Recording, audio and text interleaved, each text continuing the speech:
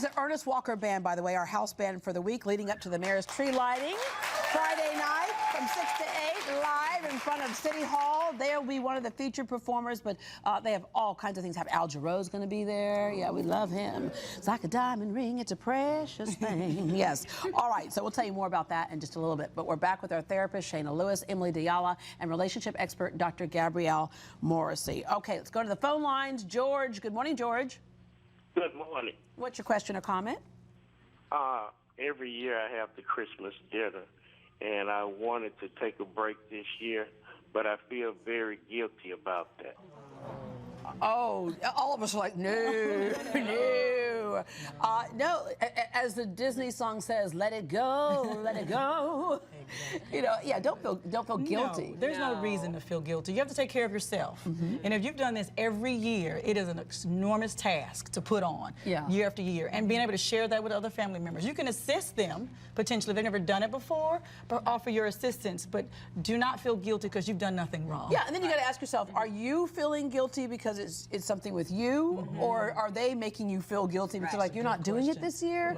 Yeah, so sort that out, but it doesn't mean you can't still be in the kitchen. You just don't take the full load anymore. Exactly. Frame it positively. So positivity can neutralize guilt. So this is about making new traditions, because if you've always done something a certain way, change is hard to adjust to, but also it's the holidays. So it's about tradition, and so you're not guiltily breaking a tradition. You're building something new with more of your family, maybe some of the younger members of your family, and starting a new tradition. So try to find the silver lining. Yeah, exactly. Sour cream and onion dip. Okay, we're going to go to one of our viewer questions. Shannon. Shannon says, my husband had an affair a few years ago. I gave him another chance and we stayed together.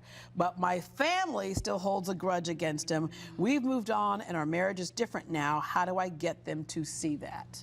That's tricky. I mean, one thing, first of all, I always caution people, and it's too late in this case, obviously, but when there's something like an affair, I really caution people on how much information they share with family, because... But you know, when you're hurting is when you tell everybody, he did this, he did that. Right? It's true, but, you know, a lot of people will have a natural inclination to say, well, you should leave him, or you should leave her, and, you know, until you're in that situation, you don't really understand what it's like. And so, while the relationship may heal, families' perceptions can take a little bit longer.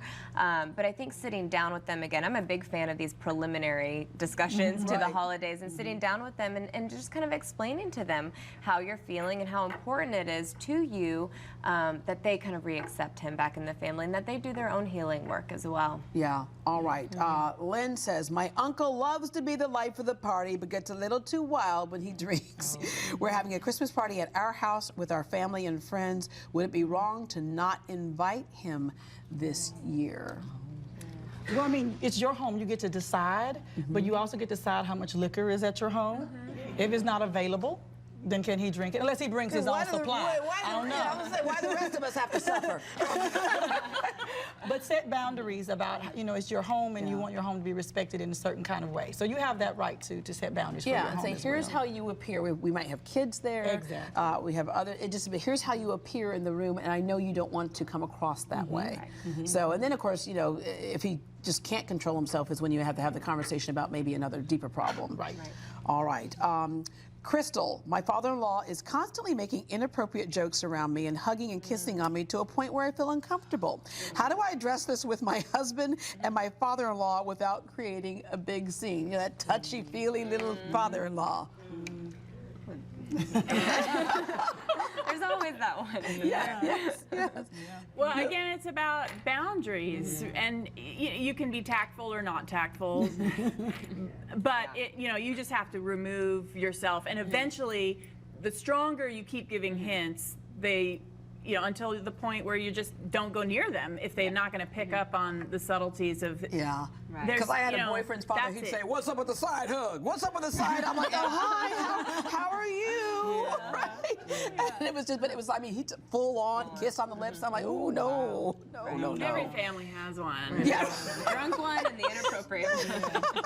And then we want to go to Julie online here who says, how do I deal with family who I just got into it with. So it's fresh right now. This is not the long-standing, but something they just got into. And I think this could be kind of the, as you mentioned earlier, a healing time of the year. I think so too. I think, you know, talking to them, you know, as much as you can before you really get onto Christmas Day or onto Thanksgiving Day or whatever, and just say, you know, I really hope that we can put what happened behind us so that we can share in this time together as a family, and then we'll continue to talk through it after we get through the holiday season. But let's see if we can use this as a time for healing, because it can be just that. Yeah. Sometimes if it's really raw, an agreement to just freeze frame it and don't talk. Let's just try to enjoy the holidays and bracket all else out to the side, knowing that when the holidays are over, we'll probably have to sort through all of these things. But can we just agree to enjoy the holidays and not go into analysis land? And let's, Exactly. Yeah. So what you do is say, look, I'll meet you on New Year's Eve.